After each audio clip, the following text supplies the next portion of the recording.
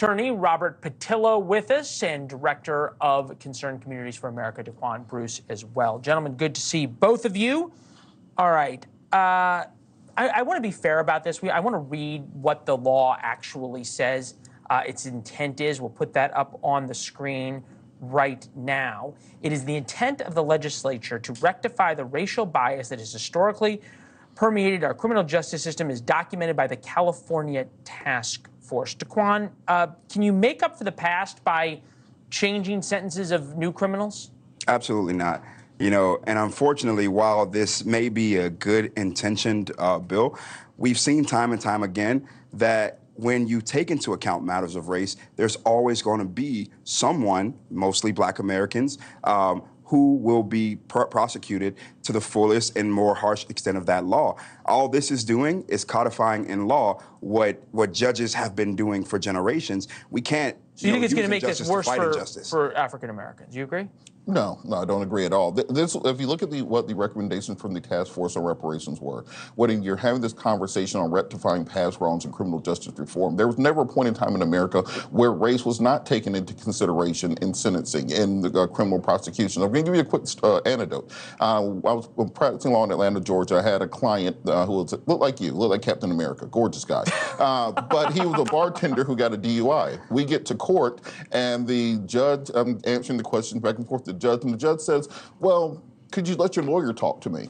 Because the judge thought that the tall Captain America looking white guy was the lawyer and that I was the criminal in that case. There's always unconscious bias in our criminal justice system. What this law is intended to do is try to rectify that by making sure that in discretionary cases, judges are able to take into consideration whether their unconscious bias is affecting their ability to be unbiased in sentencing. All right, so the one flip side of this, California difference in incarceration rates by race: Black 28.3, Hispanics 44.4, white 20.7, other 6.5.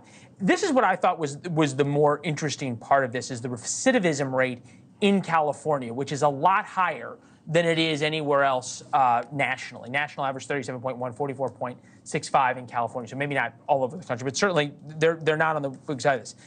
DaQuawn, if we're going to say, okay, we're going to take race into account and consciously sentence African Americans to lower sentences because of past sentencing African Americans to higher sentences, this means that criminals who are at least 50% likely to recommit crimes are going back into these same minority communities sooner. How is it fair to them?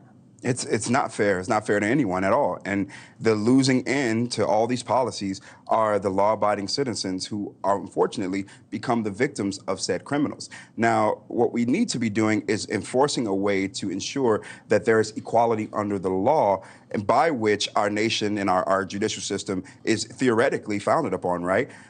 We should be looking at the facts of each case, with, barring race, barring any other determining factor. Well, we can all agree that that's not what always has happened, right? And to be fair, there's been a lot of times, as you pointed out, that African Americans charged with the exact same crime statistically get harsher sentences. And that's the exact point of this legislation. It's not saying that all Black people get 5 years off their sentence or something along those lines. It's saying that taking into consideration the unconscious bias and the often conscious bias that exists in our criminal justice system, we want judges in discretionary cases to apply their discretion in order to make sure we have sentencing parity. Basically, we're saying, can we have Black folks be treated like white folks have been treated for the last 200 years in America? But come down to that level of equity when it comes to sentencing, not to have an advantage, but equality. But does it really say that? Because as I read the bill, it seemed to me, and I'm not a lawyer, but it seemed to me to say that you need to take into account the higher sentences of the past to inform the current sentences of the future. That sounds an awful lot like that has historically permeated to rectify the racial bias. It sounds an awful lot like sentencing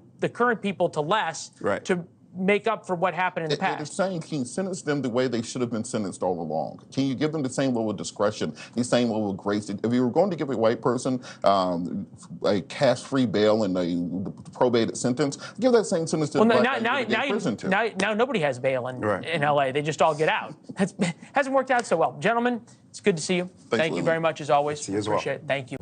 Thanks for watching. Go to newsnationnow.com to find NewsNation on your television provider.